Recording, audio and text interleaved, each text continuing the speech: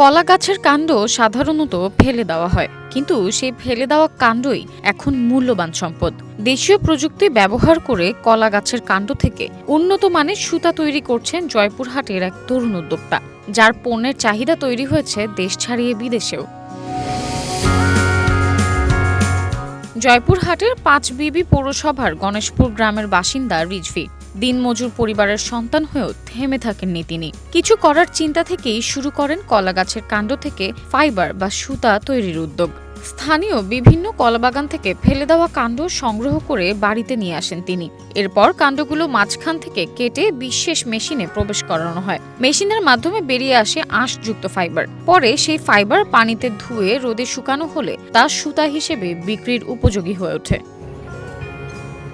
রিজভীর দাবি, একটি কলা গাছের কাণ্ড থেকে গড়ে প্রায় 200 গ্রাম সুতা পাওয়া যায়, আর মানভেদে প্রতি কেজি সুতা বাজারে বিক্রি হয় 200 থেকে 500 টাকায়। এই সুতার ব্যবহার রয়েছে হস্তশিল্প, ব্যাগ, ম্যাট, ডেকোরেশন সামগ্রী সহ বিভিন্ন পরিবেশ বান্ধব পণ্য তৈরিতে। বিদেশের চাহিদা থাকলেও দেশে এখনো শিল্পটি নতুন পর্যায়ে রয়েছে।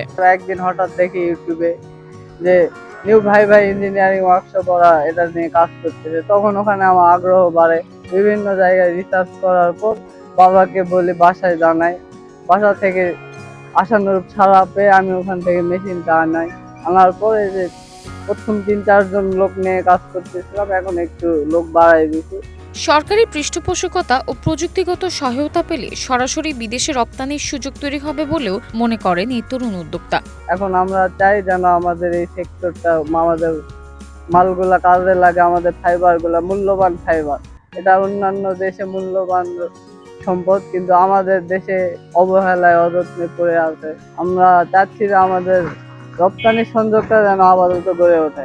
আমার ছেলে কৃষি ডিপ্লোমা পাস করে বেকার ছিল, মোবাইলে ইউটিউবে দেখে তার পরিকল্পনা করেছে। আমরা প্রায় 8-10 জন শ্রমিক কাজ করি। আমরা কৃষি বিভাগের পক্ষ থেকে অনেকে এই তন্তু তৈরির ব্যাপারে সার্বিক সহযোগিতা প্রদান করছি। তবে এই তন্তু আমরা যতটুকু জেনেছি, তন্তুর বাইরে প্রচুর চাহিদা রয়েছে। এটি একটি ন্যাচারাল তন্তু, এবং যদি তাকে সরকারিভাবে পৃষ্ঠপোষকতা প্রদান করা হয় এবং সহযোগিতা করা হয়, তাহলে এই তন্তুটি বিদেশে রপ্তানি করে আমরা প্রচুর বৈদেশিক মুদ্রা যেমন একদিকে অর্জন করতে পারবো। বর্তমানে রিজভীর কারখানায় প্রতিদিন 8 থেকে 10 জন শ্রমিক কাজ করেন। একটি মেশিনে দৈনিক 5 থেকে 8 কেজি পর্যন্ত সুতা উৎপাদন হয়। স্থানীয়ভাবে অবহেলিত কৃষি বর্জ্যকে সম্পদে রূপান্তরের এই উদ্যোগ ছড়িয়ে পড়লে বদলে যেতে পারে অনেক মানুষের জীবন। Desk report, one digital desk.